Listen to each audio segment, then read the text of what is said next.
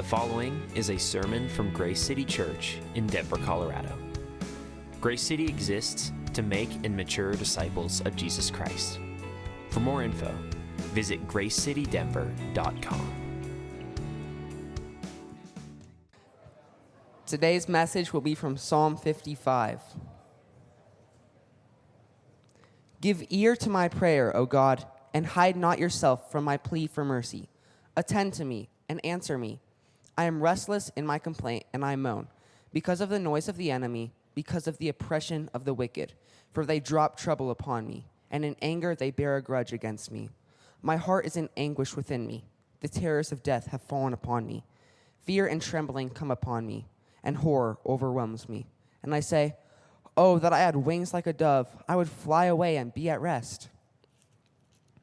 Yes, I would wander far away. I would lodge in a wilderness. I would hurry to find a shelter from the raging wind and tempest.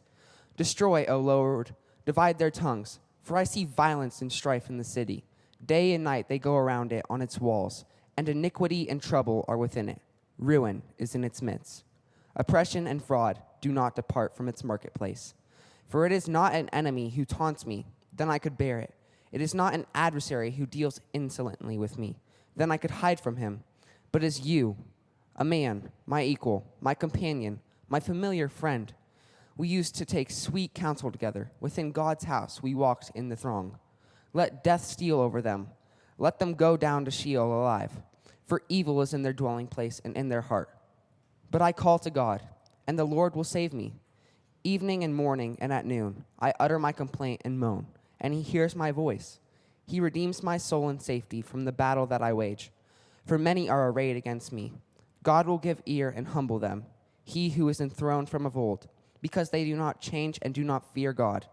My companion stretched out his hand against his friends. He violated his covenant. His speech was smooth as butter, yet war was in his heart. His words were softer than oil, yet they were drawn swords. Cast your burden on the Lord, and he will sustain you. He will never permit the righteous to be moved. But you, O God, will cast them down into the pit of destruction. Men of blood and treachery shall not live out half their days, but I will trust in you. This is the word of the Lord. Thanks be to God. On the Ides of March, 44 BC, Julius Caesar met with the Roman Senate in the Curia of Pompeii in Rome. Lucius Tullius Cimber was the first to approach Julius Caesar and to physically lay hands on him, which was a signal to his co-conspirators to attack. Publius Servilius Casca slashed Caesar's neck, while his brother Gaius stabbed him in the side. In literally a few seconds of chaos, Caesar was stabbed 23 times by Cassius, Bucilianus, Decimus Brutus, and others. Marcus Junius Brutus did not deliver the fatal blow, but he delivered the blow that was probably the most painful. William Shakespeare puts these words in Caesar's mouth, et tu, Brute. That is, you also, Brutus. A Roman historian living much closer to this time claims Caesar's actual words were the Greek words kai su teknon, meaning you too, my child.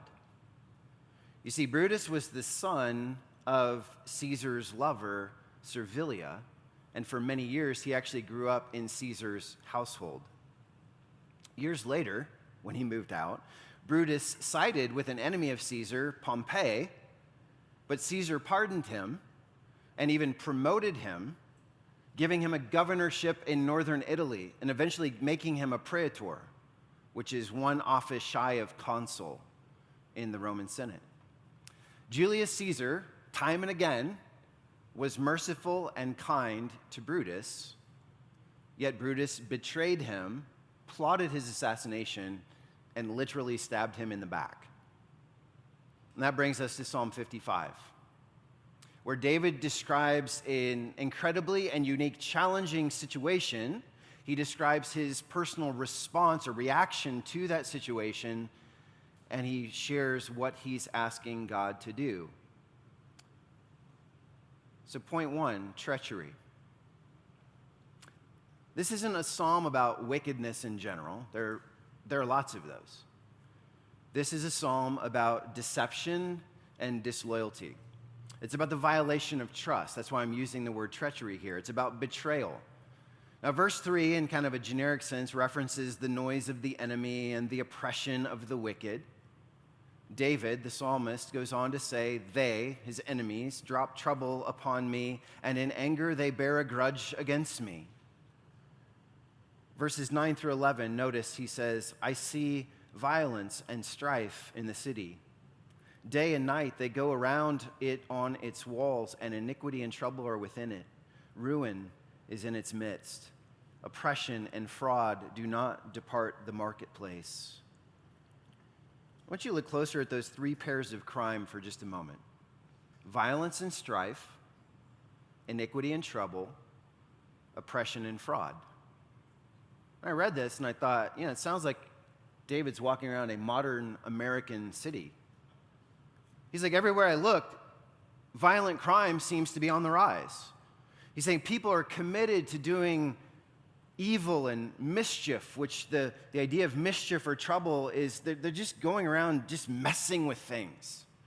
It's just harmful and destructive and stupid stuff that he's seeing everywhere. And he's like, the marketplace and then the public square, whether it's trade or business or even government, everything just seems riddled with deception and fraud. So the first form of treachery, you could say, weighing on him is simply the crime and corruption of the city.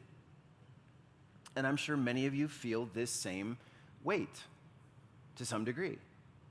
See, the thing about lawbreakers is they don't tend to keep to themselves. It's not just that sin is in their hearts, it's that the things that they then do out of a sinful heart have a negative or harmful impact on other people. They're threatening and destructive. And it's hard to go through city life without some of this getting on you or getting in you and affecting you. You're like, are you kidding me? My car was broken into again.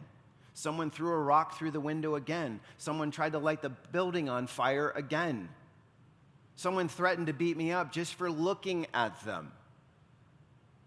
I met up with that person I was talking to on Facebook Marketplace, and they just straight up ripped me off. I heard about another stabbing. I heard about another shooting. I saw another drug deal. I saw another person. I believe she was being trafficked. Another protest turns violent. The criminals seem to have more rights to your property than you do sometimes. You might think, I'm just tired of the inarticulate screams and just seemingly nonstop sirens. And I finally got my day in court, and it was nothing but lies and obfuscation and no justice.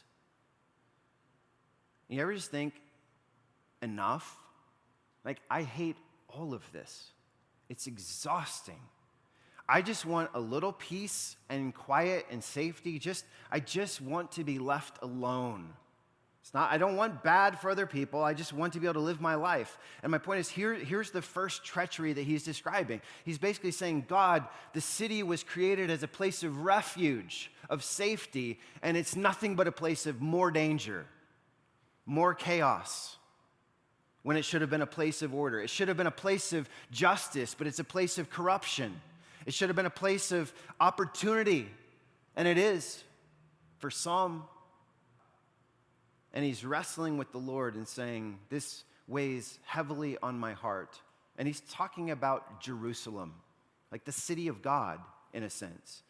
And he's saying there's sin, there's corruption everywhere. But the second treachery, and honestly the more painful one, is not just the general crime and corruption of the city. It is the betrayal of a close companion. Look with me again at verse 12. He says, it is not an enemy who taunts me, then I could bear it. By the way, if you pause there, you know people's words have different weight in your life. You know, it's someone you don't even know yells at you on the street, says something crass or something attacking you, and you probably feel that for a moment, but you kind of go on with your life, and you're like, I don't know what their deal was. The closer that person is to you, the deeper that relationship is, the bonds with that person, the more ability they have to hurt you. You know, some of you, if you're visiting this morning at the end, you come up and you're like, that was the worst sermon I've ever heard. I'd be like, that's a bummer. If my wife came up to me after the service and said, that's the worst sermon I've ever heard, like that lands differently. So he's pivoting now to, this isn't an enemy. This isn't someone I don't know. Go on. It's not an adversary who deals insolently with me. Then I could hide from him. But it is you, a man, my equal, my companion, my familiar friend. We used to take sweet counsel together within God's house. We walked in the throng in the midst of other people worshiping. He continues in verse 20, my companion stretched out his hand against his friends. He violated his covenant. His speech was smooth as butter, yet war was in his heart.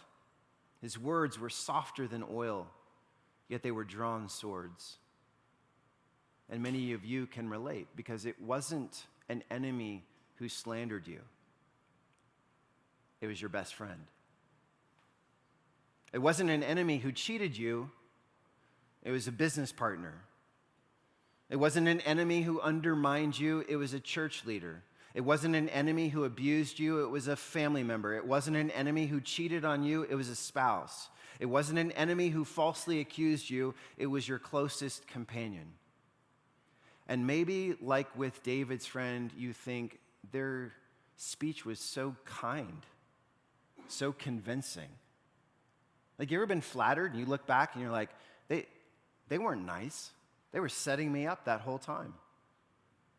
That person just, wham, blindsided me with evil, but they were plotting something all along by using words and tone to say how cared for I was in their life. And you think something like this, was it ever real?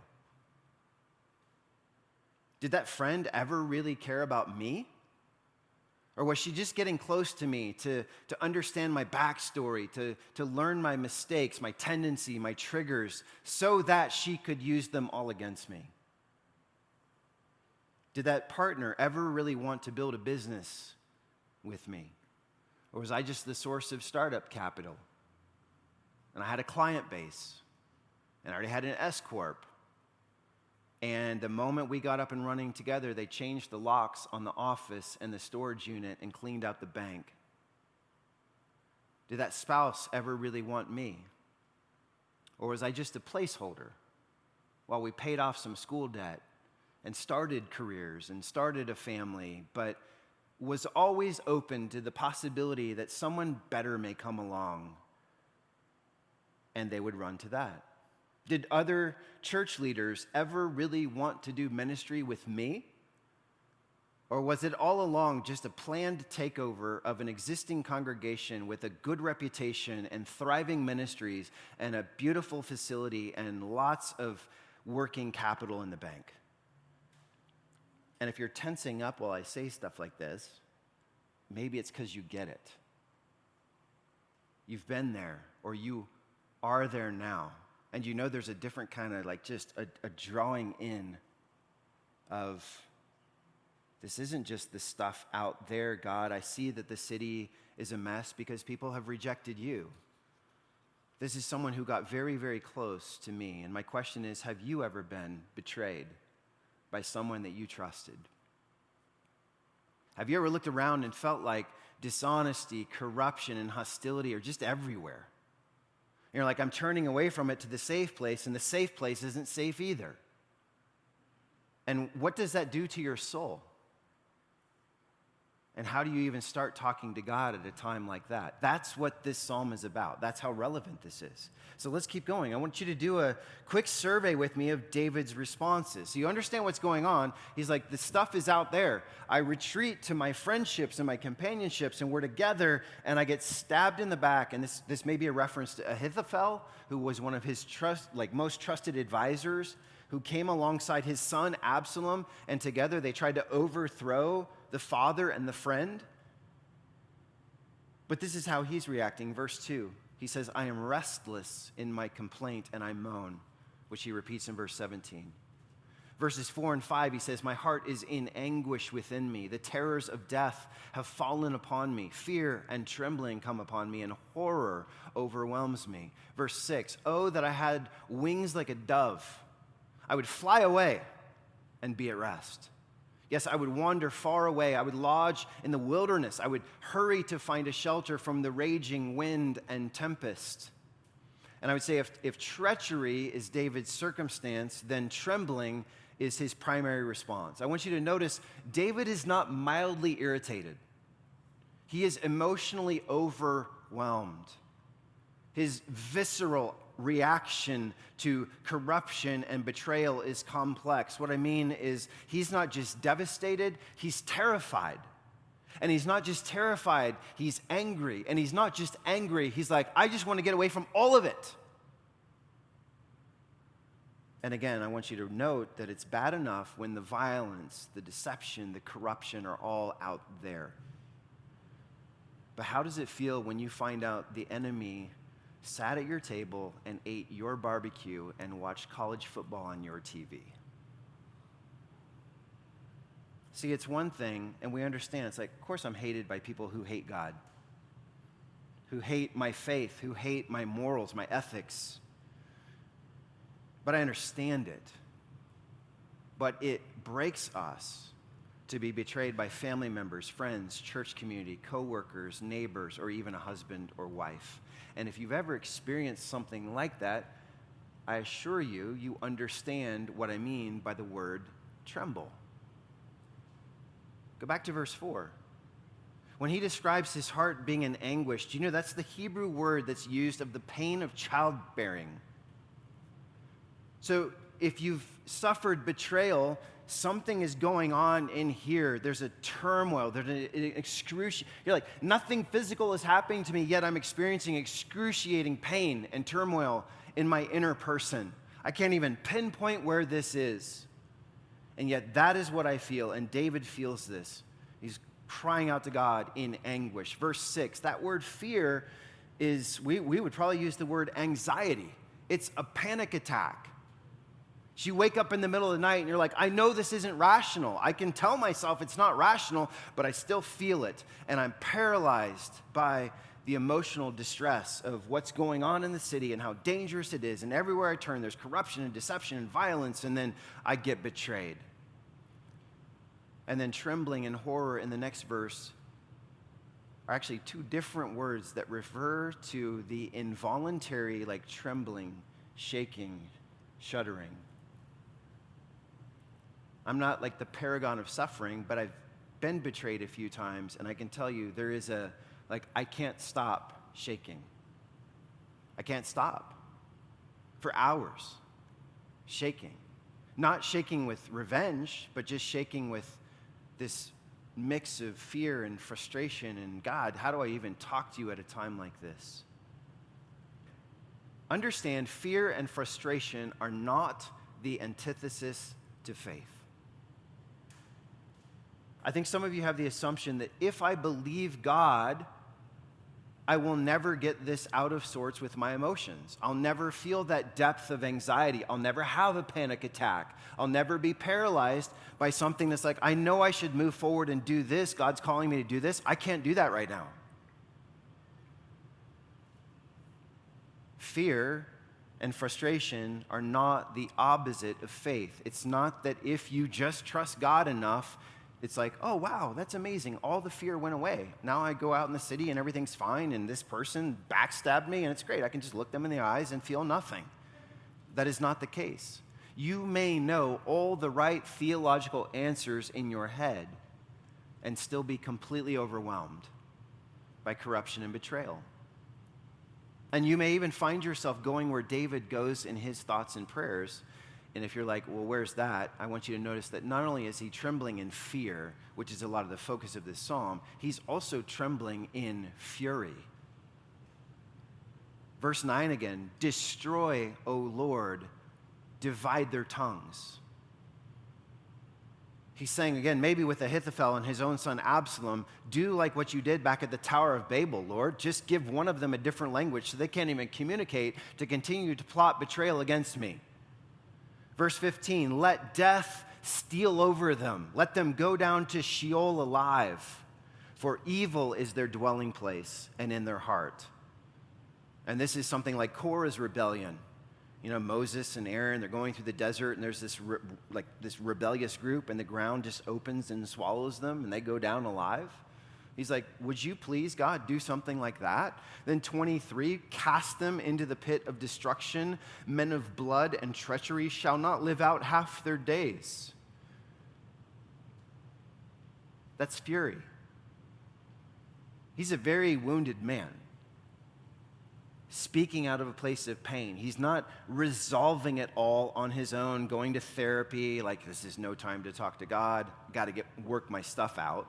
He's like, God, I just got to talk to you, kind of unfiltered. I'm broken, I'm really struggling, I'm angry, I'm angsty. And my question is, have you ever wanted to just disappear from a situation rather than fighting through it? And you're like, God, I just want the ground to open up. And you can swallow them or you can swallow me, but you got to take one of us.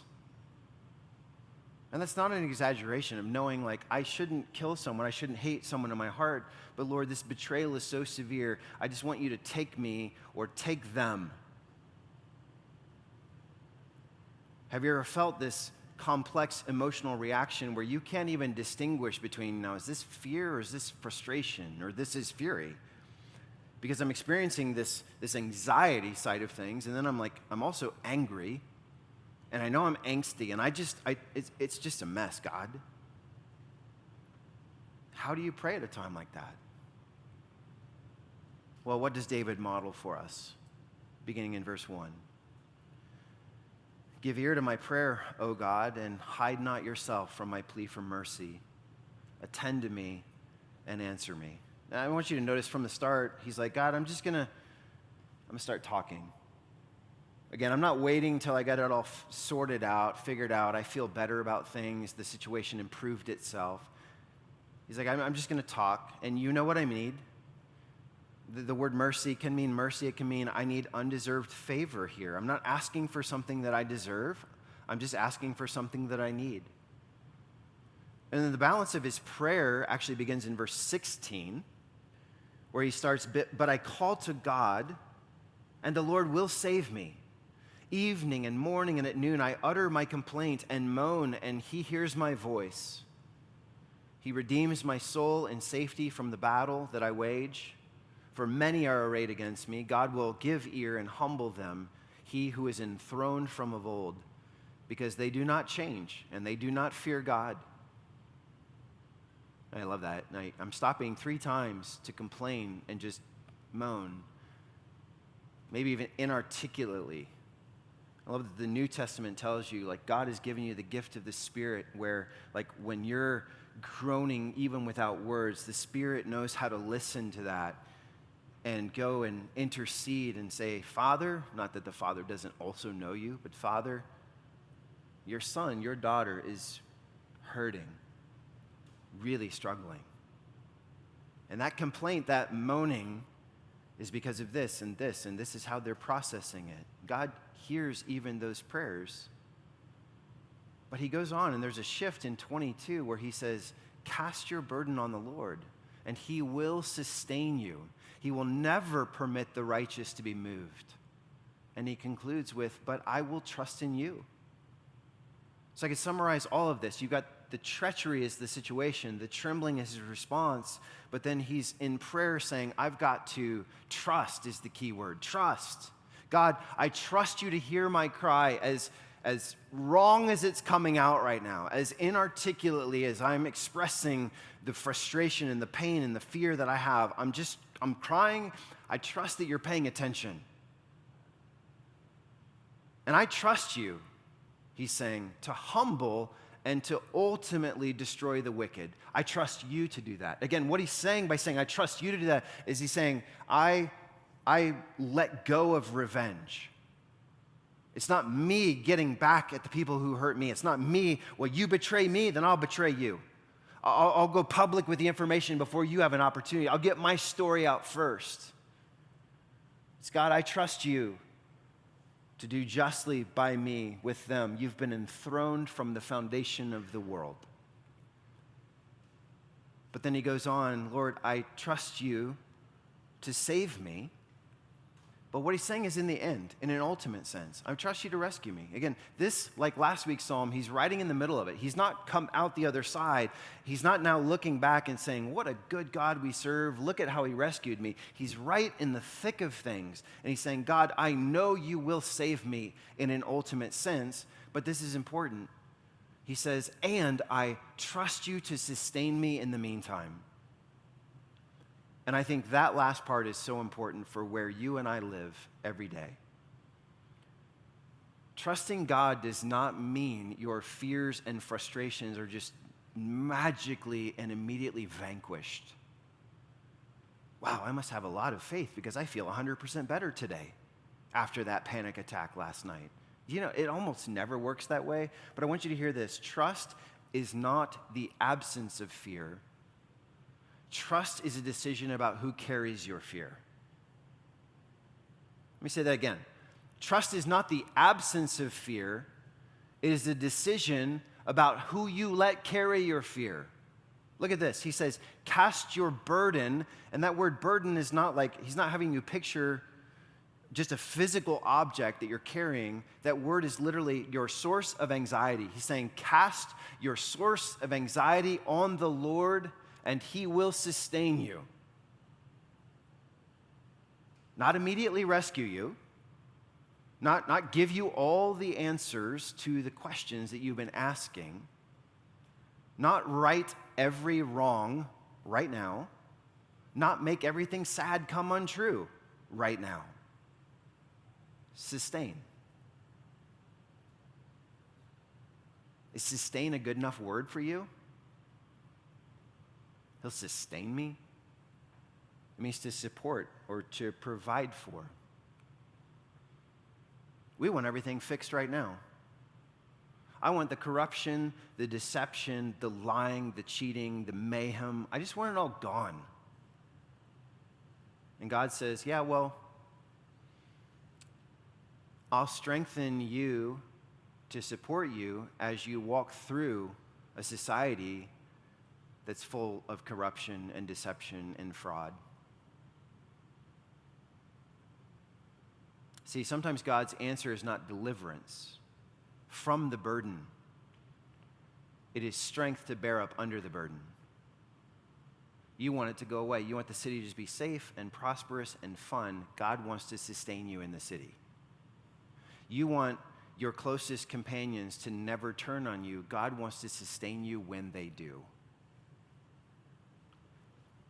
And I want to conclude by giving you one more resource besides just prayer to help you trust God with this whole casting your burdens on him thing. As Jesus' earthly ministry drew to a close, the Bible actually says he came up to Jerusalem one final time for Passover. And what did he find? Jerusalem. You know, Jerusalem literally means city of what? City of peace. Salem, Shalom. City of peace. Everything's so wonderful here. So easy. No, he found corruption and oppression and deception and fraud and crime even in the temple. You know, he weeps over Jerusalem. You remember that? Like, oh, Jerusalem, Jerusalem, you killed the prophets from Abel to Zechariah, from A to Z. You just kill the very people who are coming to you with words of life and justice and mercy and truth. He's mourning over just everything is bad in this city. And then, as he ate his last supper with his disciples, the 12 men who'd followed him for the better part of 3 years, listening to every word he spoke, seeing every single miracle with their own eyes, and he says, truly I say to you, one of you will betray me. You know, Jesus could have spoken verses 13 and 14 over Judas. Judas Iscariot, my companion, my familiar friend. We used to take sweet counsel together within God's house this week. We walked in the midst of worshipers. And later that night, Judas led a cohort of soldiers into the Garden of Gethsemane as Jesus prayed, and he betrayed Jesus with a kiss.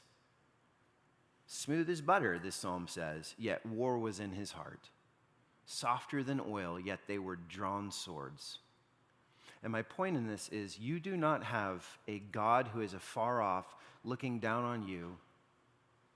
He's playing it safe while you tremble with fear and fury, with anxiety, with angst, with anger, maybe even with a heart of retribution. Like, God, I would stop trembling if you would just get rid of those terrible people doing those terrible things. You don't have a God who's sitting back being like, well, I don't really know what it's like, but I know you need to do better in your heart. I don't like your reaction. You have a God who literally became flesh and entered into a corrupt and broken city, betrayed by one of its closest friends. So every time you cry out and say, God, I don't like this city, it's oppressing me, it's wearing on me. God, I'm dealing with this betrayal from a best friend, from a spouse, from a coworker who, like, we were close. We worked on all these projects together. I helped her succeed, and now this. And the one who intercedes for you is sitting there listening to your moaning and complaints and saying, I get it, child. I hear you.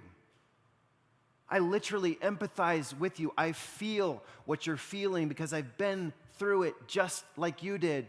And by the way, when Jesus goes through his own, not just the corruption and deception and fraud in the city and in the temple, it's in the political structure, it's in the religious structure. He's not like a stoic, right? He's not like, it doesn't bother me. It's like oil and water does not get on me. I'm the Son of God. He's in the Garden of Gethsemane. The Bible says he's so filled with anxiety, he's sweating drops of blood, offering his own complaint to the Father. If there's any other way to save our covenant sons and daughters, make another way. And the Father says, well, there's no other way. You're going to take their sin. You're going to go to a cross. You're going to be betrayed. You're going to die. And you're going to rise again. And he was anxious. He was in anguish. And I just want to remind you, this church is who you pray to. This is who you just inarticulately say, I didn't think it would be like this. Or this is harder than it should be. Or why do I know the right theological answers in my head, and yet this is still hard for me, still frustrating to me, still keeps me up at night? Is there any wonder the Lord invites you, cast all your anxieties on him, for he cares for you, 1 Peter 5:7. Peter is riffing off of Psalm 55 in the New Testament. Son, daughter, he's not saying don't be anxious. He does say that elsewhere, be anxious for nothing. But how do you just go to someone who's anxious and fearful and worked up over betrayal and say, stop being anxious? No, somebody's got to carry that. And he's saying, give it to me. Again, the trust is not the absence of that fear or the frustration. It is who you're deciding to let carry it. See, I want to just conclude by saying these are natural responses to corruption and betrayal. Like, you would be weird. You would be a one-off if you just see all this stuff happening in the city and around you in all these different sectors of business and entertainment and all these things, and you're just like, I'm good with it. No, it's okay and it's natural to say, I'm praying about a lot of this stuff, and it's heavy on me. It makes me really sad some days, and it makes me really angry some other days. And then I see the solutions even being used to do more bad stuff, and that makes me even angrier. And all he's saying in this psalm is not like, stop it. He's saying, cast that on God. Stop carrying it around with you. The anxiety, the angst, the anger. Saying, like, you go today in prayer and say, Lord, I am anxious about this. I'm fearful about this. I don't know how this is going to end. But what trust looks like is, instead of me continuing to just spiral and feel like I just got to carry this all myself, I'm going to give it to you. And if you're like me, you're going to find that you're not just giving that to God one time. You're like, oh, good, I feel better. You're going to give it and give it and give it and give it. Lord, take it. Take it in the middle of the night. Take it when I'm paralyzed. Take it when I'm plotting revenge. See, because the very idea of saying, Lord, I'm casting it on you is, I will do no harm to others because I've given it to you. But also, I'll do no harm to myself because I've given it to you, right? And we do both of those things. We're like, because I'm holding it, because my soul is not built to handle all this stuff that's going on from this betrayal, that it was a person this close to me treating me this way. Like, I want to get you, and if I can't get you, like I said, I want the ground to swallow up me. And God is saying, if you cast it on me, then you're doing no harm. You're trusting, you're abiding. You're saying, I'm going to let you sustain me. I'm going to let you show up in my life today with the provision of support that I need, whether it's wisdom, whether it's a phone call from a friend that I wasn't expecting, that bit of encouragement, whether it's a physical resource, God, that you know I need to provide for a need that's shown up in my life as a result of this. But this closing admonition is trust God to sustain you as you cast it on him and cast it on him and cast it on him and say, I'm just not going to carry this. I'm not going to be responsible for this. The weight of the world is not on me. He's God. I'm not. I trust him. I'm going to honor him. I'm going to obey him today and again tomorrow. And I believe he will sustain me. I believe he will give me everything I need for life and godliness and contentment. And family, he will. He will.